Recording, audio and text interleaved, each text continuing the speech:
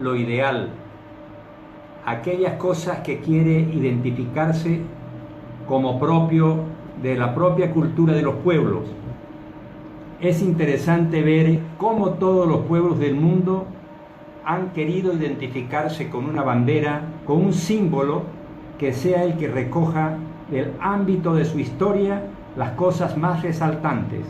Y creo que esa fue la motivación del Comité Pro Santa Cruz de rescatar un símbolo que había sido creado por Tristán Roca en su condición de prefecto del departamento y como decisión de una junta de prefectos de todo el país para representar a sus correspondientes pueblos. Verde, blanco y verde. ¿Qué significan estos colores? Traslada directamente a la visión de las personas lo que significan nuestros bosques y praderas.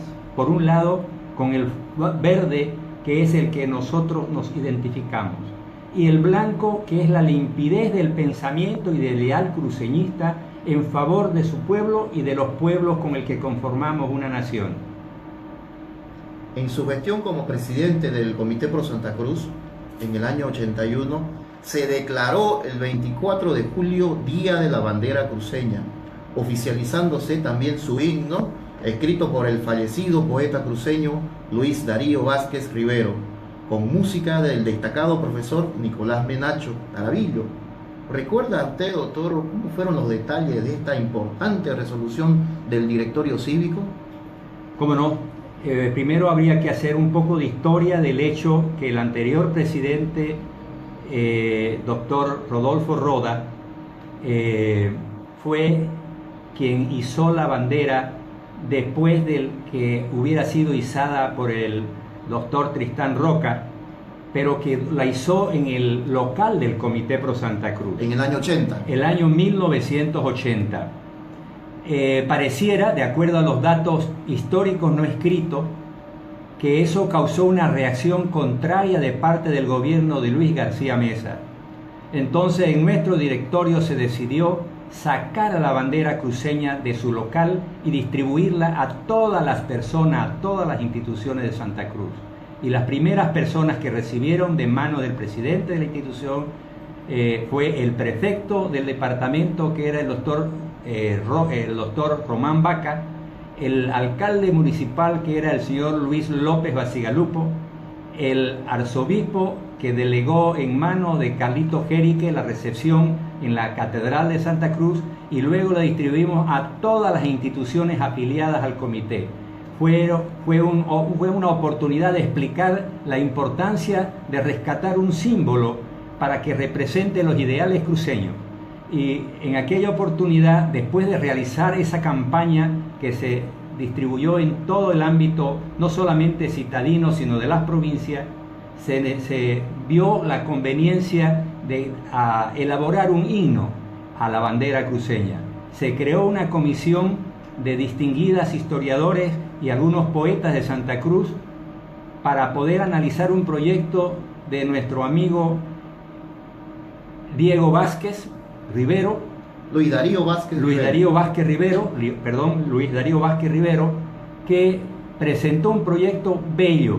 No tuvo más que unas leves modificaciones por ese conjunto de personas y se instituyó entonces el himno a la bandera cruceña. Se distribuyó a todos los colegios, estuvimos presentes en algunos de los más conocidos en aquel tiempo para que canten, y fue el coro Santa Cecilia en la sede del Comité Pro Santa Cruz que lo cantó por primera vez, y luego fue distribuido a través del sistema de radio y televisión. Qué importante rescatar los símbolos e incentivar el civismo. Hoy, por ejemplo, en el acto realizado esta mañana en el Comité Pro Santa Cruz, veíamos a colegios enteros, jóvenes entusiastas, cómo cantaban con fervor el himno a la bandera, un himno hermoso de nuestro poeta cruceño Luis Darío Vázquez, y con la música del profesor eterno Nicolás Menacho. La idea era incentivar ese sentimiento de civismo hacia Santa Cruz. ¿Se logró el objetivo, doctor? Yo creo que sí, lo podemos notar nosotros en el tiempo de hoy, cómo la gente se identifica con su bandera, con la bandera cruceña. No olvidemos que cuando hicimos nuestros primeros años de estudio nos enseñaron la historia de la independencia de la República, pero no había una historia de nuestro pasado reciente. Y creo que al haberse instituido el símbolo, al haberse rescatado lo que estaba un tiempo dormido, que la historia no ha señalado las verdaderas causas, sino han sido simples especulaciones, creo que logramos ese objetivo. Los profesores, los maestros de escuelas, de colegio, al unísono secundaron la decisión del comité y comenzaron a enseñar en sus aulas la historia de la bandera cruceña y a cantar su himno a la bandera cruceña. Eso es realmente gestión. Además de ello, tuvieron que llevar los símbolos, la bandera y el himno a las provincias, y en aquel entonces llegar a las provincias costaba bastante, pero sin embargo su directorio realizó todos los esfuerzos necesarios y abrieron las provincias para que conozcan nuestros símbolos. ¿Recuerda cómo fue que llegaron a las provincias cruceñas? Hicimos la primera reunión de comités cívicos provinciales. La primera reunión la hicimos en Puerto Suárez, luego la hicimos en las provincias del norte, en las provincias del valle, donde fue llevada la bandera cruceña, porque era conveniente no solamente que sea un movimiento citadino, sino sea un movimiento incorporando a todas sus provincias. Tenemos en aquel entonces se volvió a nacer ese espíritu cívico en las provincias y se fortaleció estableciendo condiciones psicológicas y pedagógicas como es el de mostrar un símbolo que representa a toda la comunidad y que no era solamente a la Santa Cruz de la Sierra, sino era todo el departamento de Santa Cruz. Un gran legado. Ahora el símbolo departamental está inmerso en lo que son los estatutos autonómicos y bueno, este es un legado que nos deja también parte del Comité Pro Santa Cruz. Pero doctor Camacho, recuperar y afianzar nuestra bandera fue uno de los grandes aportes durante su gestión en el comité, mas no la única. Durante su periodo se vivieron días difíciles por las dictaduras. ¿Cómo era el actuar cívico en aquellos tiempos? Bastante difícil porque nos tocó en épocas de dictadura. El general García Meza era el presidente del país y tuvimos algunos inconvenientes con ese gobierno y los dos sucesivos con problemas de la liquidación de regalías por un lado y por otro lado la disminución de los derechos de las personas, de los derechos civiles, el respeto a la persona humana. Tuvieron algunos problemas de orden económicos y políticos que fueron representados por nuestra institución. En una asamblea extraordinaria del Comité Pro Santa Cruz se tocaron varios aspectos y hubo una declaratoria de emergencia de la asamblea cuando se analizó en primer lugar el retorno hacia el Estado de Derecho, en segundo lugar la descentralización administrativa, en tercer lugar las elecciones generales y elecciones municipales. Fueron los aspectos que se pudieron analizar, considerar y se aprobaron en la asamblea y declararon en emergencia hasta que no se logren esos objetivos. Previamente, en el tema de la descentralización administrativa, el directorio del comité entregó a la Universidad Gabriel René Moreno la solicitud para que se haga un estudio de tipo jurídico y político de la descentralización administrativa.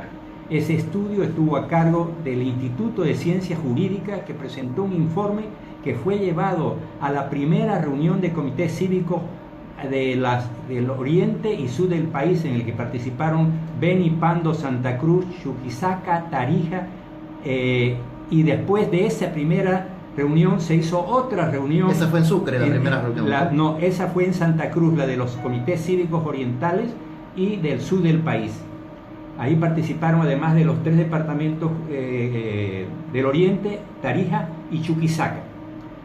Los chuquisaqueños no habían sido invitados y pidieron que lo invitemos y participaron.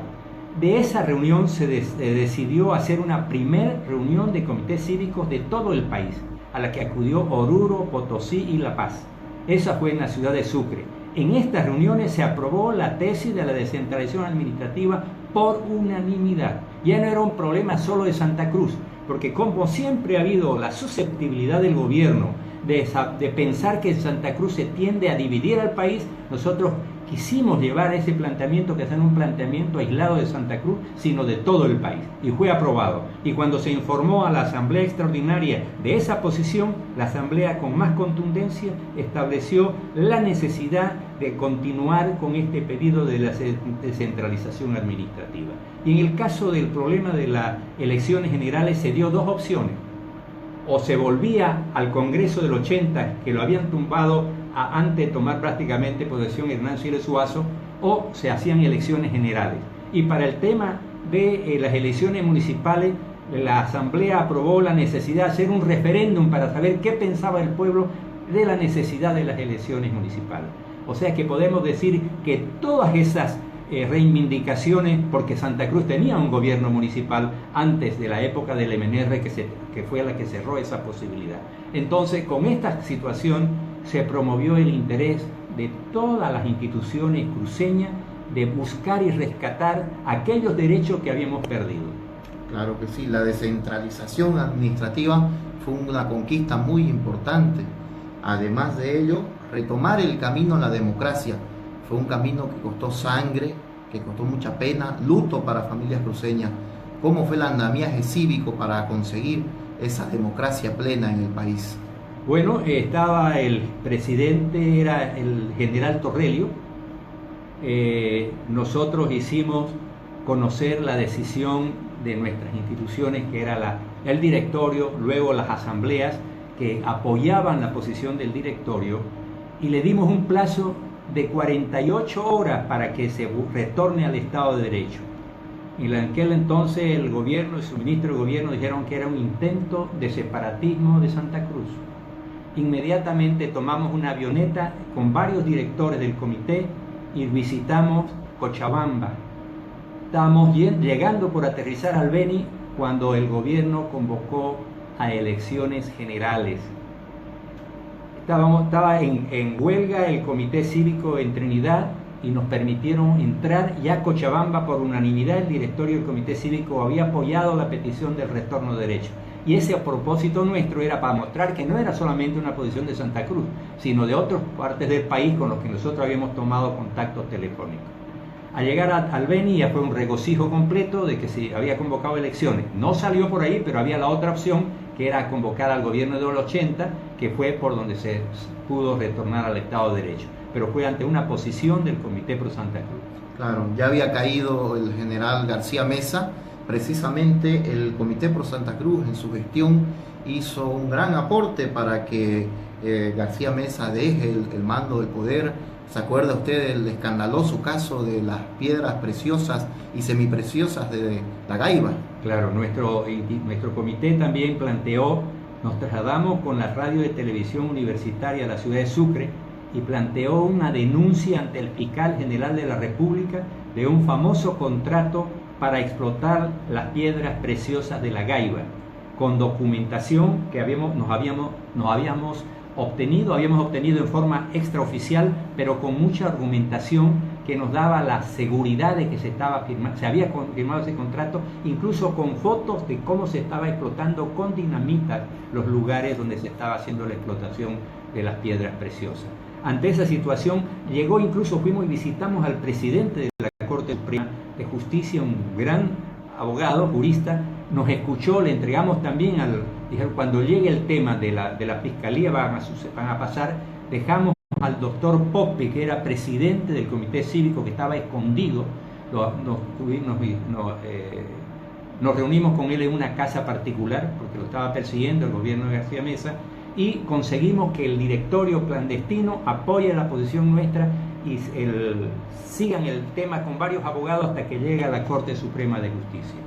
De esa forma, yo pienso que se llegó a convencer de la mala administración de este señor y hubo una reacción militar que lo tumbó a García Meza, ¿no? Y ya vino luego la posibilidad de llegar a arreglos, pero no lo llegamos a con Torrelio. Sí llegamos a arreglo con el general Guido Vildoso, que sacó un decreto supremo porque el general Torrelio quería pagarnos las regalías petroleras al 60% en dólares oficiales y 40% en dólares reales, y había una diferencia de más de la mitad. Y eso son recursos con los que se manejaba la Corporación de Desarrollo. Nosotros rechazamos esa propuesta y hicimos ese paro, y fue cuando recibimos la acusación de que estábamos tratando de separar al país.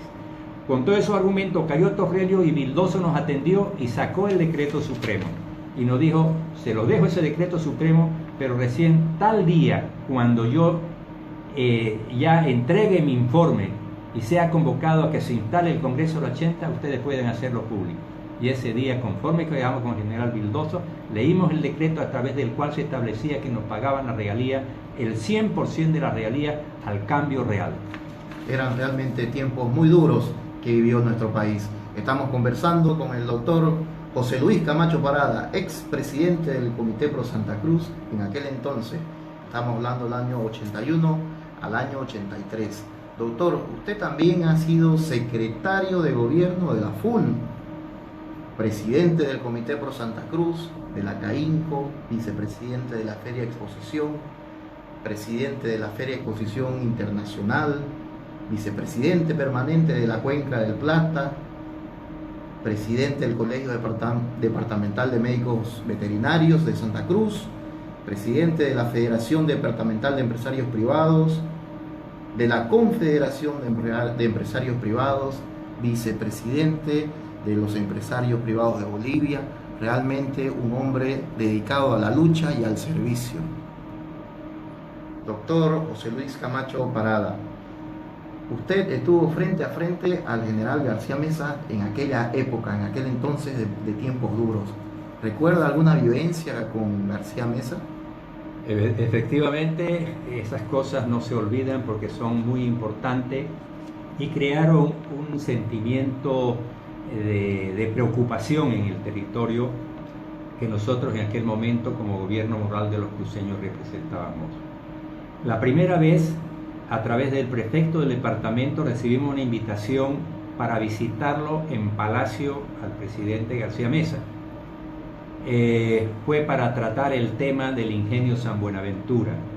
Nosotros teníamos todos los antecedentes de la situación real de la capacidad que estaba instalada de producción de caña de azúcar en Bolivia. En Tarija y Santa Cruz, que eran los que producían el 100% del azúcar nacional, funcionaban los ingenios con el 50% de su capacidad instalada. Nosotros documentalmente le informamos al presidente de que con recursos del Estado no se podía hacer competencia a un ingenio nacional estatal que era en aquel entonces Guavirá y a los ingenios privados que estaban trabajando con una capacidad instalada ociosa. Fue muy difícil, fue una reunión muy dura. Cuando el directorio decidió que yo acepte la invitación, yo pedí que me acompañe otro director como testigo, porque conocíamos la personalidad del presidente y efectivamente fue muy dura la conversación y tuvimos que mantenernos a pesar de la amenaza vedada que decía en sus expresiones, pero terminó la reunión sin mayor problema y trajimos un compromiso de que no se iba a hacer el ingenio San Buenaventura. Luego tuvimos una segunda oportunidad por problemas más de susceptibilidades políticas. En aquel entonces había un movimiento muy fuerte de la parte política y la institución no apoyaba ese movimiento, sino eran las pretensiones nuestras de que se restituyan todos los derechos que se habían quitado. Entonces, la segunda vez fue por el propio presidente, el propio prefecto, que me hizo conocer la invitación del presidente, y fui con otro director que en aquel entonces era el presidente de la Federación de Profesionales de Santa Cruz, que era nuestro secretario del directorio. En aquella oportunidad también fue bastante difícil, ¿no? Muy dura. Fue en la Casa Presidencial en San Jorge. En aquella oportunidad hicimos conocer la posición del comité.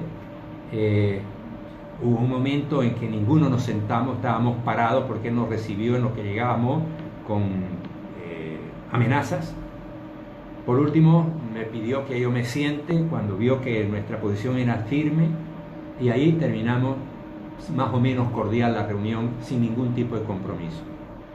La última vez fue acá en Santa Cruz en una oportunidad que él visitó el Círculo Aeronáutico Militar. Había una recepción, no sé si era de tipo militar, nos invitaron también y ahí hubo una discusión muy fuerte. Yo iba acompañada de todas las señoras del Comité Cívico Femenino me gritó, me llamó la atención como si yo fuera un empleado.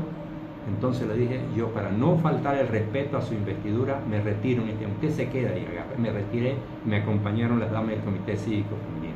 Eran épocas de pretender amedrentar a la gente. Lamentablemente, para él no pudo lograr ese objetivo y nosotros nos mantuvimos siempre firmes. Claro que sí, la idea era defender los intereses de Santa Cruz y se consiguió con un tesón firme, mirando siempre hacia adelante, pese a que había persecución y había matanza. ¿Usted sintió esa persecución en algún momento? Sí, evidentemente en una oportunidad cuando hicimos el paro por San Buenaventura, yo llamé a los expresidentes del comité, en aquel entonces Juan Franco Suárez, Osvaldo Gutiérrez, para que hablen con el prefecto porque hacían 2 días que yo era seguido por gente del Ministerio de Orden Político, del gobierno, del Ministerio de Gobierno. Esas 2 noches últimas, antes de la fecha de iniciación de la asamblea donde teníamos que declarar el paro, el primer paro que realizamos al gobierno del Comité Cívico, yo dormí en distintos lugares y tuve que llegar camuflado en un taxi. Solicitamos que las juntas vecinales, gremiales y otra gente se pararan en las esquinas, que no dejaran entrar ningún auto. El único que dejaron entrar fue el mío. Entré, presidimos la asamblea, se decidió el paro cívico y la universidad nos permitió usar del canal 11 Televisión Universitaria, con el que se hizo desde el Comité Pro Santa Cruz el relato de todo el paro cívico del departamento de Santa Cruz. Además, habían amenazas de intervenir el comité porque el brazo fuerte de la lucha era el Comité Pro Santa Cruz. Bueno, eso fue al comenzar mi gestión.